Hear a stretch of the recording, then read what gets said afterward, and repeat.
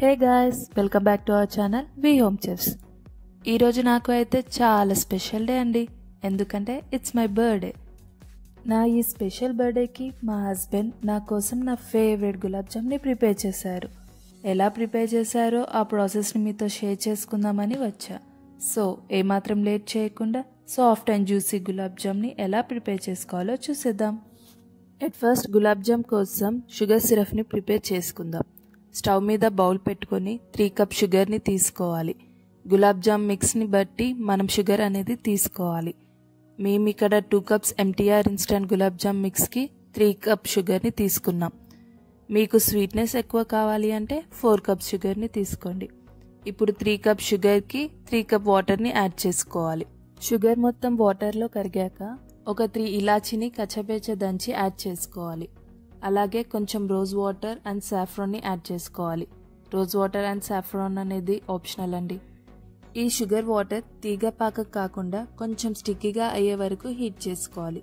చూడండి, వీడియోలో చూపిస్తున్న విధంగా షుగర్ స్టిక్కీగా అయ్యిందో చెక్ చేసుకొని స్టవ్ ఆఫ్ చేసి షుగర్ సిరప్ని పక్కకు పెట్టుకోండి. ఇప్పుడు 2 cups MTR instant gulab jamun మిక్స్ని తీసుకొని అందులోకి 1/2 కప్ మిల్క్ని యాడ్ చేస్తూ ఫింగర్స్తో కలుపుకోవాలి. గుర్తుపెట్టుకోండి, చపాతీ పిండిలాగా హార్డ్గా కాకుండా ఫింగర్స్తో మాత్రమే నెమ్మదిగా స్మూత్గా మిక్స్ చేసుకోవాలి. అలాగే 1 స్పూన్ గీని కూడా యాడ్ చేసుకొని కలుపుకోవాలి.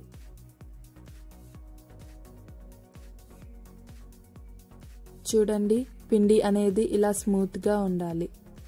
ఇప్పుడు పిండి ఆరిపోకుండా ఒక క్యాప్ పెట్టేసి 5 మినిట్స్ పక్కకు పెట్టుకోండి.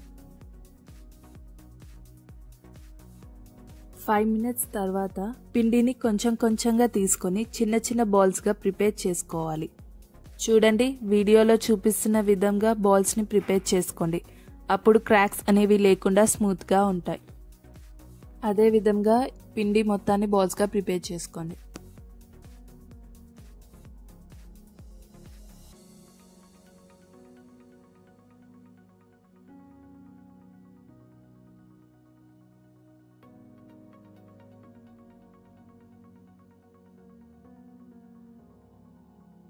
ఇప్పుడు స్టవ్ మీద కడాయి పెట్టుకొని ఆయిల్ని యాడ్ చేసుకోవాలి. ఆయిల్ మీడియం హీట్ అయ్యాక మనం ప్రిపేర్ చేసుకున్న బాల్స్ని ఒక్కొక్కటిగా వేసుకోవాలి. గుర్తుపెట్టుకోండి, ఆయిల్ ఎక్కువగా హీట్ అయితే గులాబ్ జామ్ అనేది లోపల ఉడకకుండా గట్టిగా అయిపోతాయి. బాల్స్ ఆయిల్లో పైకి వచ్చాక కలుపుకుంటూ మొత్తం ఒకే షేడ్లో వచ్చేలాగా ఫ్రై చేసుకోవాలి. ఇప్పుడు ఫ్రై చేసుకున్న బాల్స్ని వెంటనే ముందుగా ప్రిపేర్ చేసుకున్న షుగర్ సిరప్లోకి డిప్ చేసుకోవాలి.